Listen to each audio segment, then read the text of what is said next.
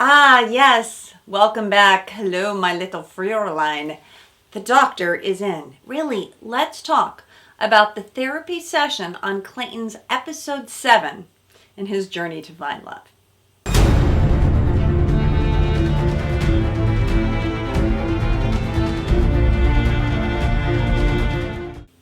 The night starts out with Sarah returning from her one-on-one with Clayton, and she's pissed.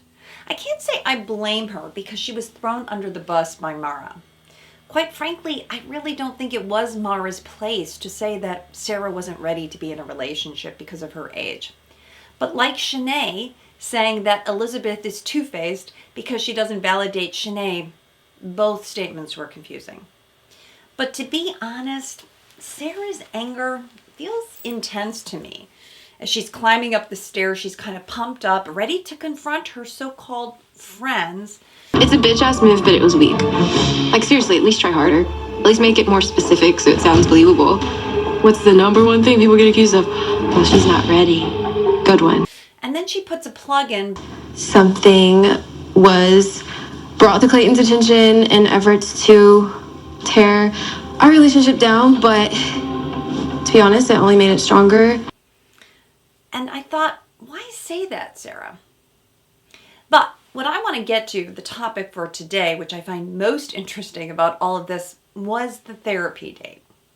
And as a psychologist myself, I have to admit that I was really torn. Now stick with me, because I think some good things came out of it, but I didn't like the process. So I want to describe what happened and what I think might have gone otherwise or could have been done better. Now, first off, let's start out with there in Vienna, Austria, the birthplace of Sigmund Freud, how telling. But seriously, to put the girls yet again on another mandatory therapy date, oh, yikes. And what is psychoanalysis? Is that different than psychotherapy? Because it is. For those of you who may never have been to therapy, I can tell you that this episode is not what therapy actually is. Now, psychoanalysts are different from psychologists. They actually specialize in a deeper style of therapy, a Freudian type of therapy. Sigmund Freud really looked at two drives, sexual and anger for people. And he really looked at resistance in therapy. But the analysts themselves plays a very different role. They're not the warm, fuzzy kind of therapist type. They're more the, again, what do you think? How do you feel? But they oftentimes project a very, shall I say, sort of blank person. They don't have a lot of feelings or expressions. In fact, in real psychoanalysis that goes on for 7 years, mind you, you lie on the couch and you don't even look face to face, eye to eye with your own therapist. You talk about things that come to your mind. So the process is designed to uncover resistance. But when it comes to psychoanalytic couples therapy, this is very complicated. And as you can see, these girls are barely in relationships, much less to be in therapy with someone that you've just met. It felt really off to me.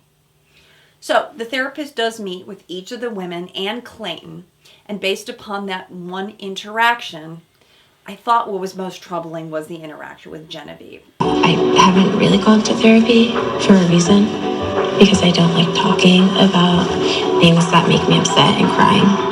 I felt bad for Genevieve, right? The girl can't catch a break. As I said last week, I think she's a low expressive type. You could see how nervous she was about the 2-on-1. And now yet again, she's in the hot seat, forced to open up. And Genevieve just seems like an introvert. Now, it's sort of like this. Yes, you will open up or you will go home. Now that felt rushed. And by the way, where is Clayton in all of this too? Shouldn't he be opening up too? Because we didn't get to see that. And if this was real couples therapy, we would be having a different conversation. Like, for example, Genevieve would be talking about her difficulty opening up, and Clayton, as her partner in real couples therapy, would be supporting her to feel more safe to open up. But we didn't hear that dialogue, right? We didn't hear anything about Clayton opening up about his feelings towards anyone else. So for me, that felt like this wasn't couples therapy at all. It was really individual analysis of who might have more resistance. And that's why I really didn't care for it. But again, the analysts themselves, and here she is dropping a bomb in public. I know you saw a lot of feelings. Some of them were honest. Thank you for that. Some of them weren't honest. And they were, let's call it performative. I thought, my God, shouldn't she have talked with Clayton personally one-on-one? I'm worried that someone here might be performative. So, but let me play devil's advocate for a minute here. Because what if this therapy date didn't happen? Okay? Clayton has been indecisive the whole time. Do you think that Genevieve should have gotten a hometown date and taken another woman's spot? Like which woman? Do you think Genevieve above Serene should be having a hometown? Because Genevieve herself in her limo ride home said, yes, I need to work on opening up. And I thought that was a very truthful statement. So while I thought it was unfortunate that Genevieve didn't have an opportunity to create safety, I think she herself is saying, this has been a problem for me before. And that's the part that I want to focus on. So yes, it would have been ideal if Clayton could have been more sensitive to help her open up. But we can't have everybody in the top 4 spots, right? And if the lead themselves, they don't give you a one-on-one, it says something about the lack of connection that's happening there. And what I don't like is when we're pitting women against each other, right? When Mara's coming after Sarah that she got a second one-on-one, Clayton chose her for a second one-on-one. It wasn't Sarah's fault. So I just don't like how that feels. Now, getting back to the therapist and Sarah, because I can tell you what did feel performative or cringy for me. Sarah talked too much about how she loved therapy. And in the session itself, at least what they showed us, she thanked the therapist for her job and what she did and helping people open up. And it's my job to help people open up. I don't really need a lot of praise or thank yous for that. Now, if you have a great session with them, it might be more appropriate, but it did feel a bit fake to me. So I have to say that's what didn't land with me really well. But let's put the scenario in. Had the therapist not said that someone was performative, what might have happened? Well, I think Clayton needed this clue. So what might have happened? I think that if Clayton didn't get this information about Sarah, he would have kept her and he would have sent Gabby home. Now, I don't think that would have been fair because, quite honestly, I think Gabby is more psychologically sophisticated. I think a couple of the analysis that she made, even about Sarah, were right on the money. And I think Gabby does deserve a hometown. Now, I also think that Rachel and Susie and Serene were going to be the top 3 no matter what. But I'm not sure what would have happened had he kept Sarah. Because quite frankly, I don't see the connection between Sarah and Clayton. Sarah's a 23-year-old worldly girl who works on Wall Street. She's in New York. She has a different lifestyle, and I don't see her being a mother right now living in the Midwest. So, quite frankly, this connection actually never worked for me. And I don't think it's about her age. She might be ready for a long-term relationship. Those are her words. But I just don't see that they were a fit for each other. Now, we're back to Clayton was naive about all of this. Like, he's surprised that someone here is performative at this point. It sort of reminded me of his reaction when he sent Elizabeth home and he was still surprised that there was drama. But he does do one smart thing. He goes to the women to seek confirmation. And that was good on his part. Finally, he sees the power in the group. And he says, let's get more data. So he talks to Rachel. But I felt her reaction was also a bit performative. to say, well, I almost went home because Sarah was the front runner and Sarah said that you were crying. Again, I think this information was helpful. But now when all three of the women confirm that they felt insecure because Sarah was saying that her relationship, that she was the front runner, now that's where we really have something.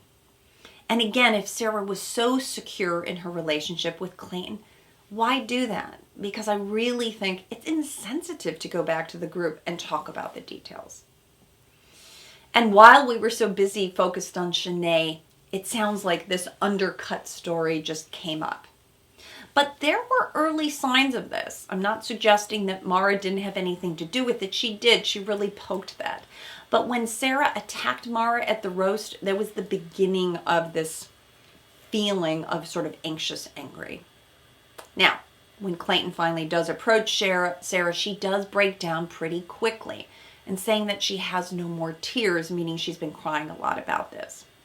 But I want to look deeper into the emotions. And another thing, I'll be honest with you, that bothered me about Sarah was how quickly she flipped when she was in the limo. Right? Like, I wouldn't want a fiance who does these kinds of things. And who did that remind you of? Because it reminded me of Martin from Michelle's season, right? He's so into her, but immediately he flips and says, well, I don't want a person who would do that. Now, this feels young to me. 1 minute you're telling us how into them you are, and then your ego kicks in and you say, you're not going to reject me. I'm going to reject you first. So, in summary, what can we learn? Well, we can learn that not all therapy is the same. And TV therapy is not the same as an ongoing supportive place to be real with another person. Because I do still think that there's an ethical and educational place for therapy on TV. Because I think a therapy date is far better than having women run around playing football or doing pillow fights. Because after all, what will your football skills and what will your pillow fight skills have anything to do with what kind of partner you are? If you think about it, what better than a therapy opportunity, but not a forced mandatory therapy to learn some better communication skills? So now, my idea of how therapy could fit into the show is a more psychoeducational piece, maybe one about attachment styles, maybe a general piece, but not a piece where there's forced sharing of details about your life that feel exploitative. Or therapy might have a beautiful place for the final couple. Imagine they get engaged and you enlist a couples therapist to help them navigate watching the show back together. Because this is where Clayton, I think, is going to need some big help. After, according to his dad, who said he screwed the pooch, you're going to need a therapist to help the other person make sense of what happened and how you are special to them if he's claiming to love 3 women. Now, I want to leave you with this, though, and I want to play devil's advocate. What should happen to people who are on the show, Bachelor or any other show, but they're slower to open up? Because the premise of the show is that if you can't open up, are you not a threat, right? Because if you're the lead and you had choices of one person who was very expressive and said they were into you and they loved you, and the other person who couldn't get there, who would you choose? All right, I want to know your comments because I do love the idea of therapy playing a part, but I just want it to be in a different way. That it has a place on the show, but not necessarily this one. Let me know what you think. Thanks.